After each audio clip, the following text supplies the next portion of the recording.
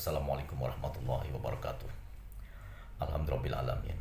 Wassalatu wassalamu ala asrafil anbiya wal mursalin wa ala alihi wa sahbihi ajma'in amma ba'du. Kaum muslimin rahimakumullah, semoga Allah senantiasa merahmati kita dimanapun kita berada. Merahmati kita ketika hidup di dunia dan ketika kebangkitan di akhirat nanti. Amin ya rabbal alamin. Kaum muslimin rahimakumullah, saat ini kita sebagai seorang muslim sangat prihatin dengan keadaan kaum muslimin itu sendiri. Dikarenakan perbedaan pemikiran, perbedaan pandangan, perbedaan organisasi, perbedaan mazhab, perbedaan guru, perbedaan majelis-majelis ta'lim telah menjadikan kita sebagai umat yang terkotak-kotak, umat Islam yang terpisah dengan saudara muslim yang lainnya. Karena seringnya terjadi perdebatan, perselisihan, pertikaian di antara umat Islam, sehingga umat Islam itu membatasi dirinya daripada saudara muslim lainnya. Mereka timbul saling menghujat, saling menuding, saling menjatuhkan di antara satu dan yang lainnya. Ini sangat memprihatinkan. Padahal di luar sana banyak ideologi-ideologi yang sedang menghantam Islam, menggerogoti akidah umat Islam, menggerogoti akidah generasi umat Islam selanjutnya. Sementara kita hanya berdebat dalam satu sisi yang tidak pernah selesai sampai hari kiamat. Padahal dalam surah Ar-Rum ayat 30 Allah sudah berfirman, Fa'akim wajhaka lidini hanifa fitratallahi lati fatara nasa 'alaiha la tabdila li khalqillahi dzalika dinul qayyim walakin aksara nasi la ya'lamun. Munibina ilahi wa taqu wa aqimus sholata wa la takunu minal musyrikin. Minal ladzina farraqu dinahum wa kanu syi'a kullu hizbin bima ladaihim farihun. Maka hadapkanlah wajah hatimu kepada agama yang lurus, yaitu Islam sebagai satu-satunya agama yang Allah berikan kepada para nabi dan rasul untuk disampaikan kepada umat manusia, sehingga agama menjadi pandangan hidup, menjadi tuntunan dan tatanan kehidupan kita untuk meraih kebahagiaan di dunia sementara dan di akhirat yang selama-lamanya. Karena berdasarkan fitrah itulah Allah menciptakan manusia, dan tidak akan ada perubahan atas ciptaan Allah. Itulah agama yang lurus. Akan tapi manusia banyak yang tidak mengetahuinya. Munibina ilahi wa taqu wa aqimus sholata. Hendaklah kalian kembali kepada Allah, menata agama dalam diri kita masing-masing dengan bertakwa kepadanya, lalu mendirikan sholat untuk mencegah hubungan baik manusia kepada Allah dan hubungan baik pada semua umat Islam terutama dan kepada semua manusia umumnya. Dan jangan kalian menjadi golongan orang-orang yang musyrik. Wala takunu minal musyrikin. Minal ladzina farraqu dinahum wa kanu syi'a, yaitu dari sebagian orang-orang yang mereka memecah belah agamanya menjadi bergolong-golongan. Kullu hizbim bima ladaihim farihun, dan setiap kelompoknya hanya membanggakan gembira, membanggakan apa yang ada di diri mereka sendiri. Mereka menganggap orang yang paling islami, orang yang paling benar, orang yang paling soleh. Sementara kelompok lain dianggap tidak benar, disudutkan, dipojokkan, dihujat dan sebagainya. Ini sangat memprihatinkan sekali.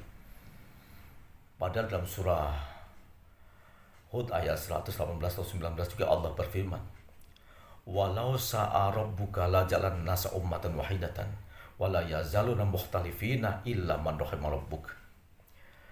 Kalau saja Tuhanmu menghendaki, Allah jadikan manusia satu umat saja. Umat Islam saja, umat yang beriman saja, umat yang bertakwa saja. Tidak ada musyrik, tidak ada kafir, tidak ada munafik, tidak ada fasik dan sebagainya. Tapi walaupun manusia dijadikan satu umat, Allah firmankan, wala yazaluna mukhtalifina, mereka tetap akan berselisih.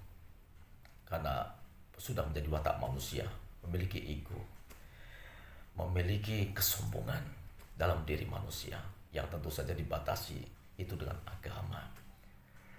Illa man rahima rabbuka, kecuali orang yang dirahmati oleh Tuhanmu, yang mereka punya kesadaran meninggikan agama di atas segala-galanya, mendahulukan perasaan umat daripada ego dirinya.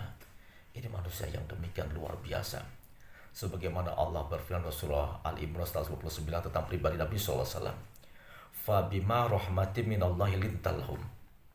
Maka hanya dengan rahmat Allah saja, wahai Muhammad, engkau bisa berlemah lembut, berkasih sayang kepada sahabat-sahabatmu, pada umatmu. Hanya dengan rahmat Allah.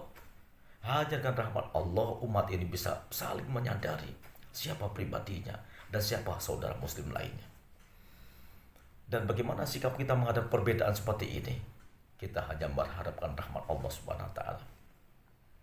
Juga dalam surah Asy-Syura ayat 10 Allah berfirman, "Wa makhtalaftum fihi min syai'in fa hukmu ila Allah."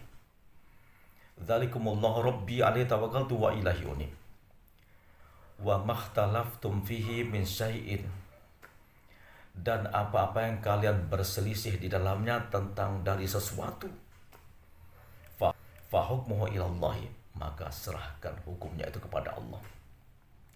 Allah yang lebih mengerti siapa yang bertakwa di antara kita. Allah yang lebih faham siapa di antara kita yang ikhlas kepadanya. Siapa yang betul-betul berjuang untuk agama Allah SWT. Hanya Allah yang tahu. Dzalikumullahu rabbi alaihi tawakkaltu wa ilaihi unib. Demikian itulah Allah Tuhanku, kepadanya aku bertawakal dan kepadanya aku kembali bertobat kepada Allah Subhanahu wa taala.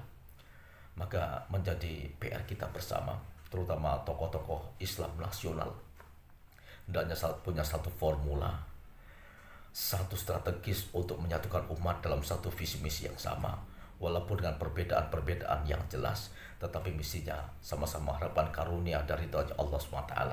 Dan ternyata satu saja, untuk bisa menyadarkan umat dalam satu wadah umat Islam yang besar di tengah bangsa Indonesia yang mencintai negeri Indonesia, NKRI yang menjadi lahan tempat kehidupan kita untuk beribadah kepada Allah Ta'ala di bumi Allah ini. Satu saja, kita hanya mengharapkan rahmat Allah untuk ada di tengah umat Islam ini.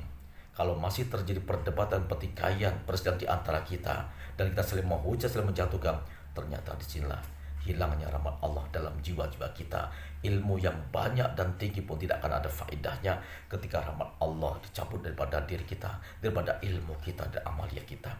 Maka daripada itu sudah layaknya kita kembali dan kita banyak bertobat kepada Allah Subhanahu wa taala. Mohon petunjuknya agar Allah senantiasa merahmati kita dalam kehidupan beragama kita, beramal kita, lalu bagaimana berbangsa dan bernegara menjadi satu negeri yang baldatun thayyibatun wa rabbun ghafur, dengan kemudian bagaimana anak cucu kita masih merasakan keislaman di negeri Indonesia yang kita cintai ini.